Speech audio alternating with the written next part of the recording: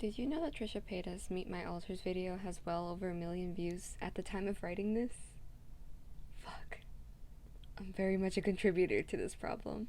I know this topic is very old in terms of internet time now, but ever since I met someone who has DID in real life, I couldn't stop thinking about this mess of a video.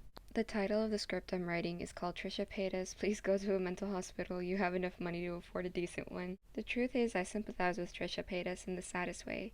I don't think I have dissociative identity disorder, but I also distribute aspects of my personality to original characters. I'll say what I mean by that while I actually try reviewing Trisha's video in the background. I'm going to be drawing Trisha's alters, but as funky OCs instead, because honestly, the only way that I'm going through this video is by sympathizing through means of pretending this is some kind of surrealist and highly controversial ARG.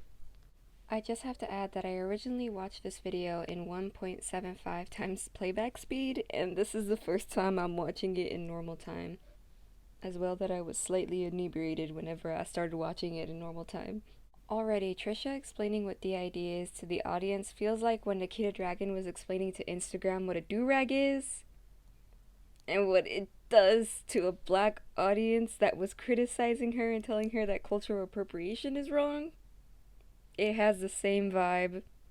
The next thing Trisha goes on to do is try to justify what she's doing in this video by saying that Anthony Padilla's 5.1 million view video that was on the trending page wasn't the reason that she decided to make the video. She also claims that she had talked about having some kind of personality disorder during a Marilyn Monroe shoot in a video, but I cannot be bothered to look back on any of her other videos, so I'm just gonna take the worst advice and take her word for it. I think the thing that bothers me the most is that she self-diagnoses herself, and it's just an off comment, when I know damn well she can afford to go to some kind of halfway house or go through different therapists until she finally finds one that genuinely helps her improve as a person. When I desperately want that kind of privilege, for her to act like me when I was a teenager,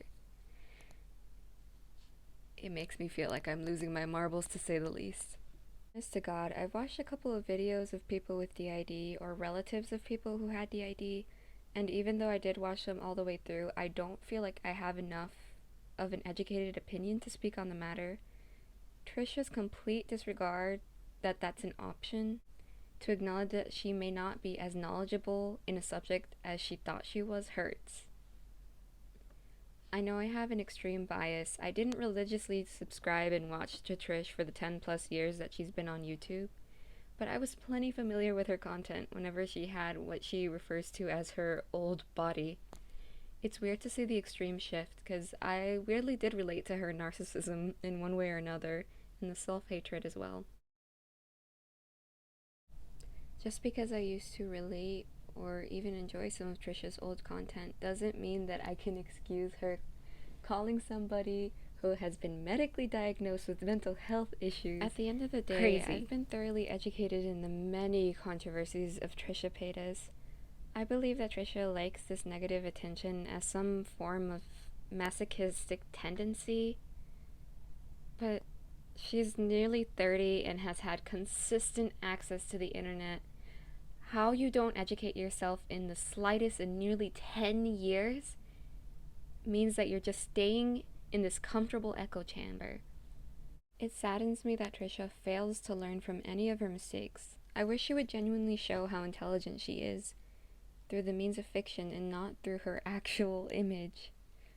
Finally, to round out my video, I'd like to explain how I relate to Trisha splitting her personality and funneling it into a character of sorts, as opposed to self-diagnosing with multiple personality disorder, which is already an extremely outdated term, by the way. I did the same by making personas of my anxiety, my confidence, and my jealousy into a character, and then continuing to add more personality traits for them to become an actual character instead of just a personification of my personality. And I've heard of many other creators doing much of the same. If Trisha did the same, instead of further dragging down her own online image and that of an already highly stigmatized community, I think all of the internet would probably dislike her a little less.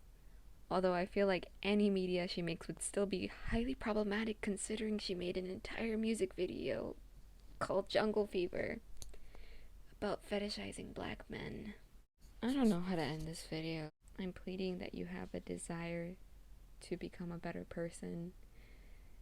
And you know what? You're not gonna get the entire internet's back on your train like Shane Dawson did at one point. But it would be nice if you could at least acknowledge your mistakes and acknowledge that you're hurting a very stigmatized and already very hurt community.